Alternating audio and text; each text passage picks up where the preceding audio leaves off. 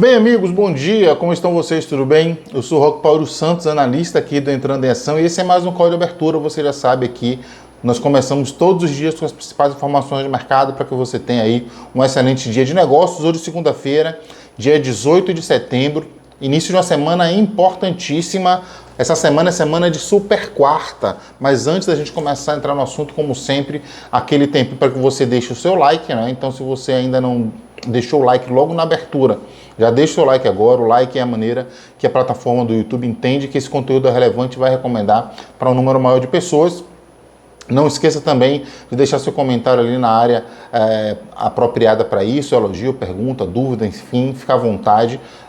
Compartilha também esse vídeo com todo mundo. Nenhuma melhor maneira para começar a semana aí no grupo da família, no grupo da resenha, no grupo dos colegas de trabalho, grupo da família, mandando aí informação de qualidade e abertura do mercado para todo mundo. E se ainda não é inscrito, se inscreve no canal, ativa as notificações para ser o primeiro a ficar sabendo sempre que tiver vídeo novo por aqui, beleza? Mas vamos lá ao que interessa, como eu te falei já no início, semana de super quarta. Importante a gente entender o que vem a ser a super quarta. Super quarta é quando coincide as reuniões dos comitês de política monetária do Brasil e dos Estados Unidos na mesma semana, na mesma quarta-feira, eles divulgam as suas decisões. Nós não tivemos, por exemplo, super quarta na última reunião, porque a reunião do FONC, que é o Comitê de Política Monetária do Fed, foi acho que uma semana antes da nossa reunião aqui, quando houve inclusive o primeiro corte na taxa de juros. Já dessa vez não. Esse mês, essa reunião, elas vão coincidir. Na quarta-feira agora, nós vamos ter a reunião tanto do FONC como do Copom, então nós temos sim uma quarta-feira. Se bem que as nossas realidades são um pouco diferentes, mas vamos ver o que aconteceu no mercado na sexta-feira para a gente chegar nos pontos mais importantes, até porque a própria expectativa para a reunião do Fed fez bastante barulho por lá em Wall Street. O que aconteceu? Os índices caíram com bastante força, vocês vão ver já os números. E por que foi um dia tão ruim assim? A gente teve aí ao longo da semana dados que vieram bem mistos, né? A gente teve dados fortes ali de produção industrial, nós tivemos dados de inflação de certa forma aí mostrando que eles permanecem arrefecidos, uma confiança do consumidor bem baixa, o que faz com que as expectativas nesse sentido sejam de que não vai ter muito motivo para subir juro não. Aquela expectativa lá de 97% do Fed Watch estava fazendo bastante sentido, só que os trabalhadores das montadoras de veículos, principalmente General Motors, que aqui no Brasil é mais conhecida como a Chevrolet, e a Ford entraram em greve. Esse sindicato é um dos principais sindicatos dos Estados Unidos, eles tendem a fazer muita pressão, e lógico, se o principal sindicato puxa uma greve por melhoria nos salários, a gente já sabe o que salário faz com a inflação dos núcleos mais duros. Então, a preocupação é que esse movimento se estenda para outros segmentos no país e que isso venha, de fato, afetar a inflação e, por consequência, a política restritiva permaneça, de juros restritivos permaneça aí por um tempo maior.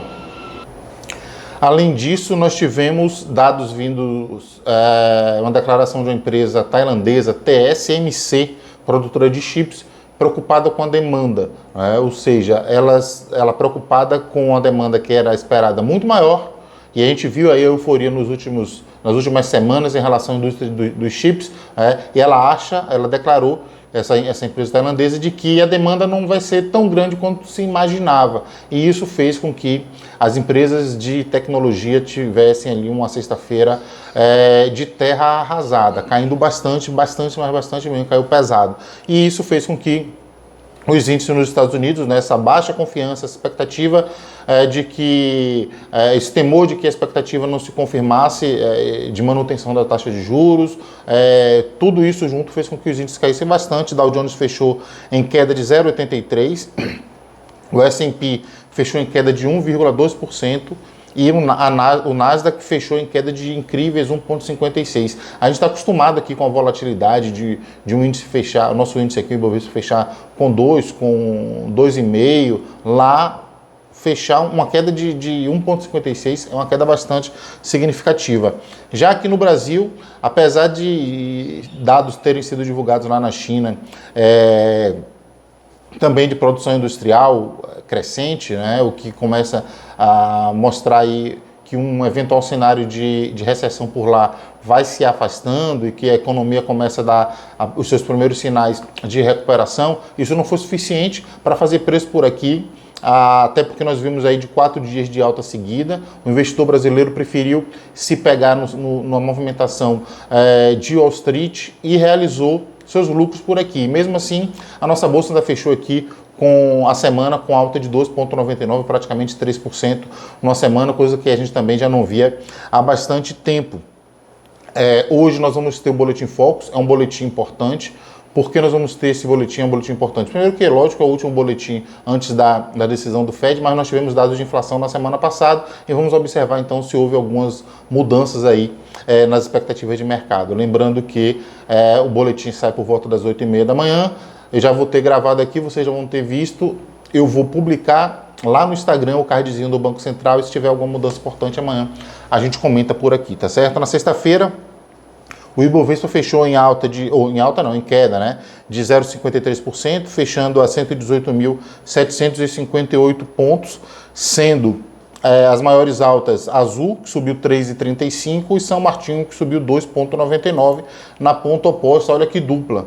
Via caiu 15,55, fechando a 76 centavos o preço da ação, e IRB, né, que caiu 7,23. Dólar futuro fechou em alta de 0,02, praticamente no 0 a 0, cotada a 4,880. O dólar estava, uma semana atrás, estava rompendo ali a barreira dos 5. Foi uma semana bem ruim. Calendário da semana, não é um calendário com tanta coisa assim, mas é um calendário bastante importante porque nós vamos ter, hoje sai o IBC-BR é uma proxy do PIB, né?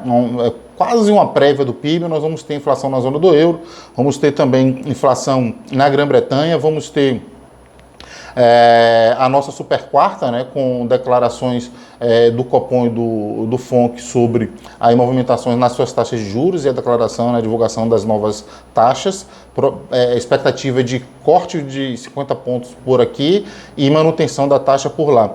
Além disso, nós vamos ter também decisão da taxa de juros no Banco Central da Inglaterra na quinta-feira e PMI de serviço nos Estados Unidos lá na sexta-feira. Hoje, por aqui, realmente só o IBC-BR, que é a proxy do PIB. Minério de ferro,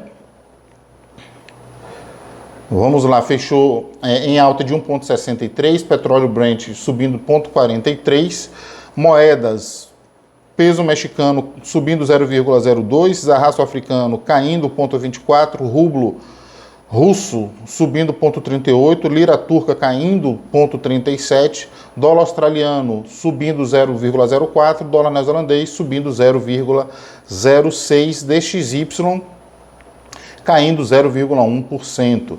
Bolsas na Ásia, Tóquio fechado, feriado lá no Japão no dia de hoje, Hong Kong caiu 1,71, CSI 300 em Xangai subiu 0,51. Na Europa, mercado todo em queda, Paris caindo 1,09, Frankfurt caindo 0,63, Madrid caindo 0,30, Londres caindo 0,34, Eurostoxx caindo 0,85, futuros americanos, Nasdaq subindo 0,12, Dow Jones subindo 0,05, S&P Futuro subindo 0,08 e o nosso ETF de bolsa, o EWZ, em pré-mercado subindo 0,74. Tá certo, pessoal? Então é isso.